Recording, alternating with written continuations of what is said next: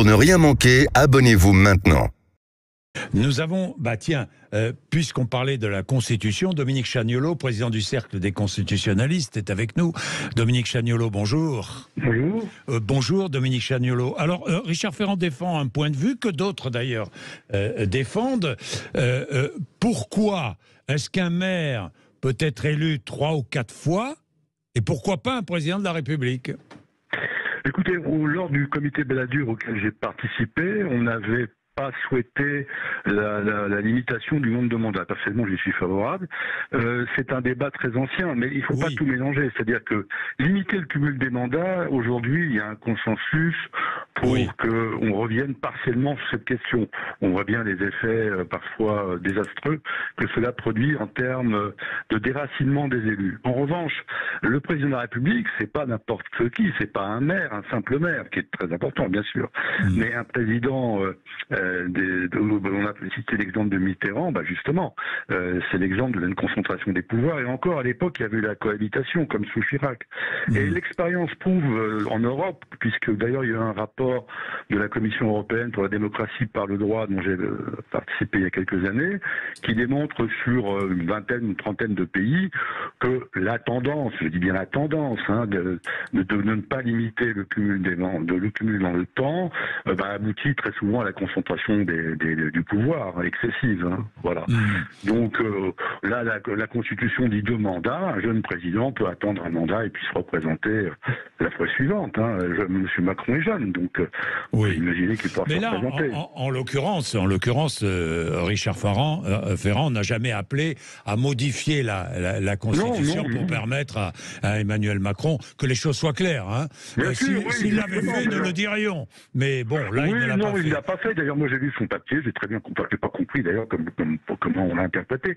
Vous savez, c'est un sujet, la limitation du mandat dans le temps. Il y a des tas d'exemples étrangers, que ce soit en Amérique latine, en Afrique et en Europe. Regardez Poutine.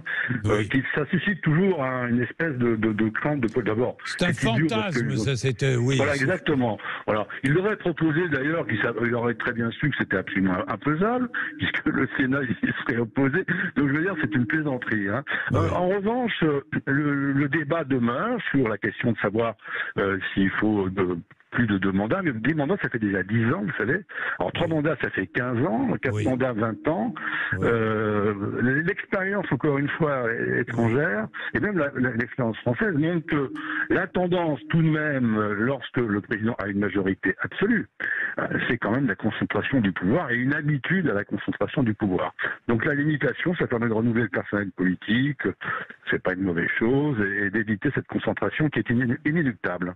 Bien, et mettre fin au non-cumul des mandats pour d'autres fonctions, évidemment. Alors oui, le cumul des mandats, c'est une autre affaire. C'est une vision très rigoriste, j'allais dire, presque protestante, enfin, dans le bon sens du mot, de la vie politique, en considérant qu'un père ne peut pas être député, un sénateur ne peut pas être maire, etc.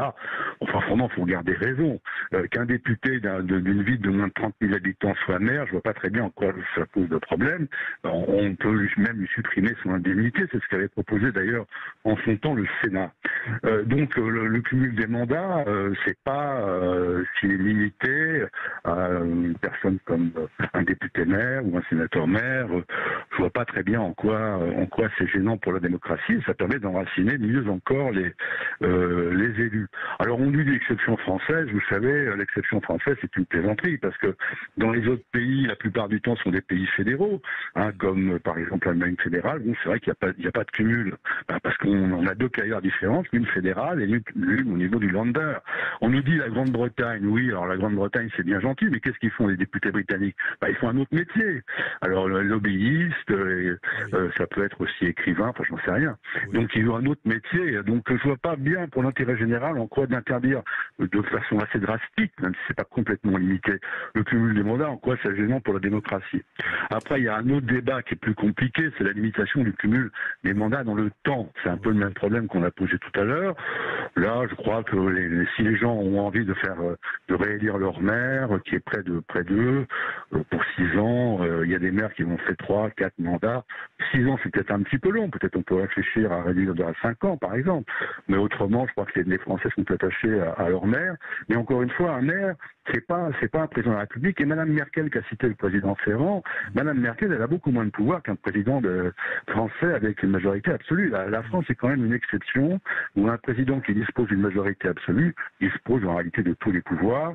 Et on voit bien que le contre-pouvoir du Parlement, même lorsque le gouvernement a une majorité relative, on l'a vu à travers l'utilisation du 49.3, l'utilisation du 47, enfin, etc. Tous les Français maintenant se connaissent la Constitution par cœur, ne démontre pas que le Parlement joue un rôle de contre-pouvoir considérable.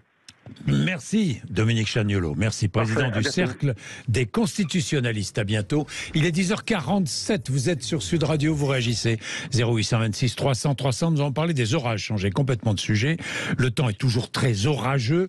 Il est difficile de faire des prévisions pour les orages violents et puis diluviennes. Vont-ils se multiplier? On en parle dans un instant, 10h47.